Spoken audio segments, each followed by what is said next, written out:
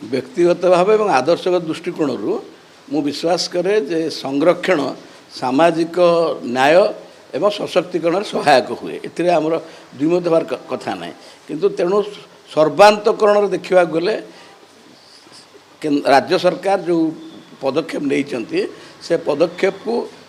In general स्वागत करुला बेले से आम किटा मन भितर संशय पुष्टि होची जे से कहते 25% रु बियॉन्ड करेंगे ना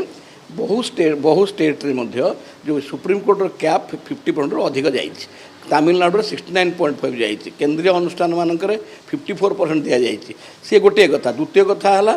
जे जोटार ये ओबीसी अदर बैकवर्ड कास्ट से प्रोविजन ना तेणु ये कहते जनसंख्या दृष्टिकोण आम शेड्यूल कास्ट शेड्यूल ट्राइब बढ़ेलु ये जो 11 पॉइंट कले सोशियो इकोनॉमिक बैकवर्ड को आधार भितर कले आम जाना उचित द्वितीय कथा है अदर बैकवर्ड कास्ट से आम ओबीसी कथा ओडिशा देखा तांकर जनसंख्यार से जेहेतु जाति गणना दाबी हो जाति गणना रूपरेख ठीक ना तेणु लोक संख्या के रिजर्वेशन ना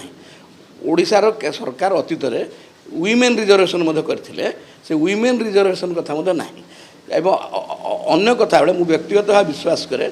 जे संरक्षण जातिभित्तिक नही संरक्षण समाजर जो अर्थनीति उच्च वर्गर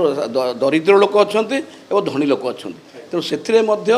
अदर स्टेट आम देखीचे धर्म भित्तिरे रिजर्वेशन हो माइनॉरिटी को दि जाइए एठी से प्रोविजन भी ना द्वितीय कथा है जे अर्थनैतिक दृष्टिकोण जो मैंने अन्य वर्गर व्यक्ति मैंने धर उच्च वर्गर व्यक्ति मैंने अर्थनैतिक दृष्टिकोण दुर्बल इनक्लूड करने उचित economically weaker section in other caste also ता भितर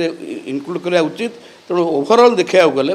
एटा को आम स्वागत करुले आहरी व्यापक भाव संशोधन दरकार व्यापक भाव अन्य वर्गर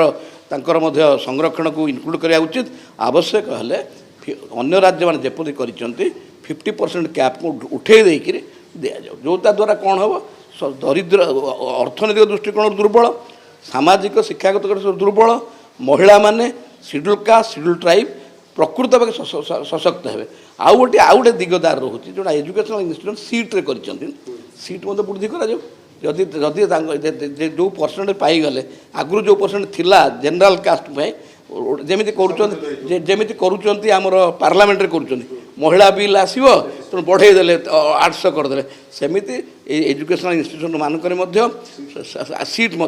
बढ़ा जाओ बढ़ागले सामाजिक संगति रही सामाजिक न्याय प्रतिष्ठा। Exchange your old AC and take home a new power saving AC. Save up to rupees 10,000. Patro Electronics, Odisha's largest AC seller.